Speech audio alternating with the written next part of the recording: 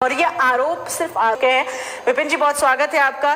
Samajwadi party से राष्ट्रीय प्रवक्ता कपीश श्रीवास्तव जी जुड़ चुके हैं। कपीश जी, बहुत बहुत स्वागत है आपका। सबसे पहली चीज ये आपको बता दें कि जिस समय ये मामला प्रकाश में आया था, एक वीडियो रिलीज हुआ और वो वीडियो जो रिलीज किया था उस व्यापारी ने स्वयं रिलीज किया था और उसमें उन्होंने बहुत गहरे आरोप लगाए थे।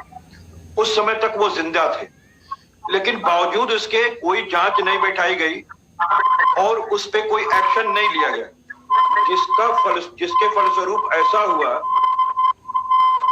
कि वो हम लोग के सामने आया कि उनकी हत्या कर दी गई, वो भी चलती हुई कार में। दूसरी चीज मैं आपको बताऊं कि योगी सरकार ने उस समय भी कोई कार्रवाई नहीं की और आगे चल करके एफआईआर दर्ज करने में लेट हुआ, गिरफ्तारी बहुत देर से करने का प्रयास शुरू हुआ। एसआईटी को एक जांच दे दी गई ताकि वो चीज ठंडे बस्ते में चले जाए और एसआईटी ने बिना जांच किए, इनका कोई बयान लिए, एक पब्लिक डोमेन में उनकी प्रेस वार्ता आई थी जिसमें उन्होंने इस हत्या को आत्महत्या का रूप दे दिया, बता दिया था जी। दूसरी बात आपको बताएं, जो इनकी एंटी इंजरी है उनकी मृतक की, उसमें स्पाइनल कार्ड में गोली लगी। स्पाइनल कार्ड में गोली बैक से मारी गई है। तो आप हमें ये बताइए, कोई आदमी आत्महत्या ऐसे करके क्यों करेगा, यहाँ लगा के करेगा, ऐसे करेगा, तमाम चीजें हैं। वो सारी चीजें सामने हैं, बावजूद उसके योगी सरकार सो रही जी। मुझे बड़ा अफसोस होता है जब कोई ये कहता है कि योगी सरकार की मंशा पे प्रश्न नहीं है लेकिन प्रशासन। अरे शासन और प्रशासन एक दूसरे के अंतरंग कटिबद्ध इस तरीके से संलग्न होते हैं कि प्रशासन के कार्य आईना होते हैं सरकार के सोच के। तो ये हम कैसे कह सकते हैं कि उनकी मंशा पे प्रश्न ना हो।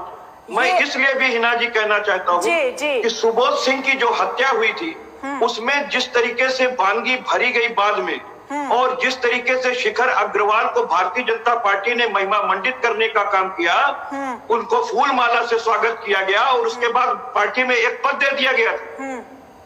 तो आप सोचिए कि मंशा पे प्रश्न क्यों नहीं खड़ा होगा। बिल्कुल। और तो देखिए कपीश जी, डिबेट को इस स्टेटमेंट, आप ठीक कह रहे हैं। देखिए गिल्ड नार्म कहां से तो शुरू होता है, वहीं से आदर्श लिया जाता है जहां से बड़े लोगों के ऊपर बड़ी जिम्मेदारियां और सीधे जो है उनके कार्य से लोग प्रभावित होते हैं। तो एक आईपीएस बहुत बड़ा पद होता है और पूरे देश के अंदर उस पद को इतनी श्रद्धा के साथ देखा जाता है, इतनी अच्छे चीजों से देखा जाता है कि लोग आदर्श बनाना चाहते हैं उनके। तो आप सोचिए, मणिलाल पाटीदार ने 6 लाख की डिमांड करने के बाद जिस तरीके से हत्या कराई, जिस तरीके से योगी सरकार ने तत्काल कार्रवाई नहीं की, हत्या रोकी जा सकती थी। और दूसरी बात, हत्या होने के बाद गिरफ्तारी का ना होना, एसआईटी की जांच का बैठाया जाना, तो ये सारी चीजें और एसआईटी की जांच में उसको आत्महत्या की ओर शिफ्ट करके ले जाना और बयान नहीं अंकित करना क्योंकि वो कोरोना में चले गए थे और उसके बाद कोरोना से वो गायब है। तो ये तो बैग और बैगेज के साथ सरकार के अनुकंपा से ही गायब हुए। सरकार की अगर अनुकंपा नहीं होती, विभाग की अनुकंपा नहीं होती तो ये होते कहां। बात इस चीज की नहीं है।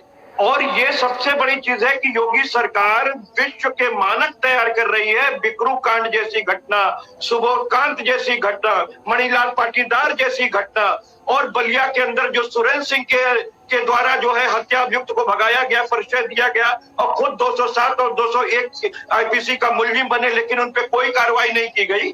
तो ये सारी चीजें मंशा सिद्ध करती है कि योगी सरकार की भी वही मंशा है जो सामने परिलक्षित होती है। विपिन जी से अगला सवाल ले लेती हूँ। हम आपको बात कहना चाहेंगे क्योंकि हमारी पार्टी जो है वो इस विचारधारा की पार्टी है।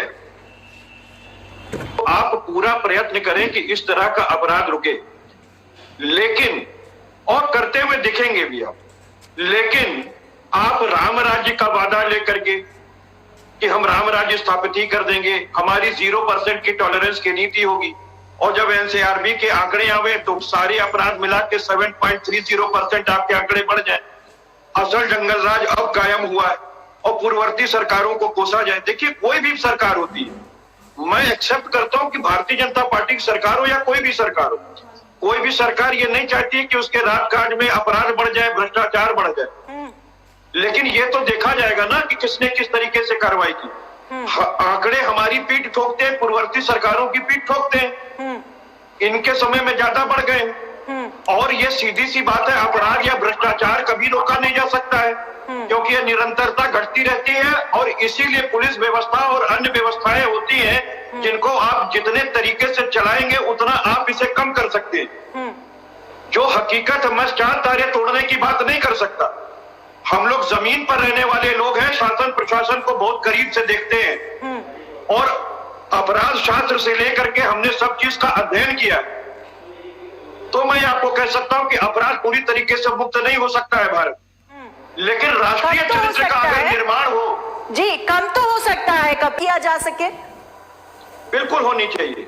और कुछ मुकदमे तो ऐसे होते हैं जिसमें कि नजीर सेट होनी चाहिए, जैसे हाई कोर्ट और सुप्रीम कोर्ट अपने वर्डिक्ट में सेट करती जी। है। उसी तरीके से हम अपने मित्र वैभव मिश्रा जी से बहुत सहमत है इस बात से कि जिस तरीके से स्कॉटलैंड की पुलिस बहुत तेज तर्रार पुलिस है, अन्वेषण और गिरफ्तारी और उसकी विवेचना बहुत अच्छे से करती है, हमारी उत्तर प्रदेश पुलिस भी जिस मुद्दे को चाहती है कर सकती है, वो सक्षम है।